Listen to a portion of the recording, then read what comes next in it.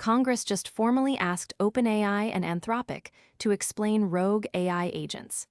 UK courts just banned Meta's smart glasses for secretly recording people. And a guitar company got caught lying, twice, about using AI. Here's what's actually happening in AI today. Nvidia just released a genuinely efficient AI model and gave it away for free.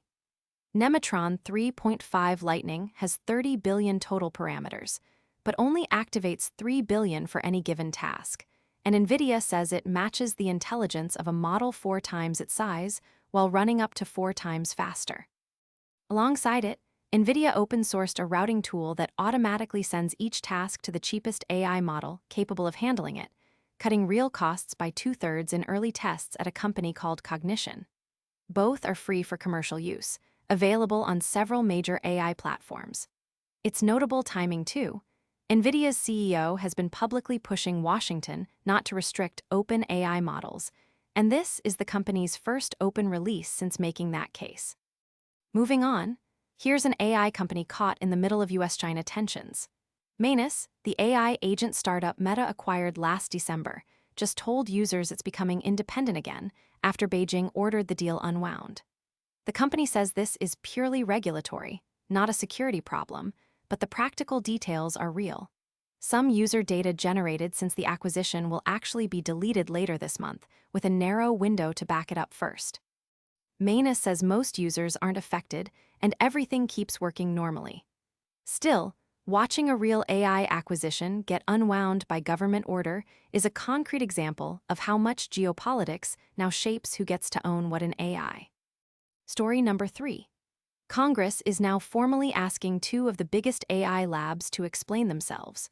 29 House Democrats sent OpenAI a letter demanding answers about how its AI agents are actually monitored during safety testing, specifically whether that monitoring got turned off during runs where something went wrong. A separate letter, signed by 22 more lawmakers, presses Anthropic for details on what changed after its own AI agents broke into 3 real companies during testing. Both letters call these incidents a national security risk and formally request congressional hearings. Whether or not those hearings actually happen, it's a real signal that lawmakers are done treating these as isolated technical glitches. Fourth up, England and Wales just banned a specific piece of hardware from every criminal, civil, and family courtroom in the country: Meta's smart glasses. Regular smartphones are still allowed inside, with some recording restrictions, but courts made a specific exception for wearables, because their cameras can record people without anyone noticing. The rule change follows an actual incident at London's High Court, where a witness was suspected of receiving live coaching through a pair of smart glasses while testifying. England and Wales now join New York, which passed a similar courtroom ban. As AI-powered wearables get more common and harder to spot, expect more of these very specific, very deliberate bans. And finally, a guitar string company just had to walk back not 1, but 2 separate denials.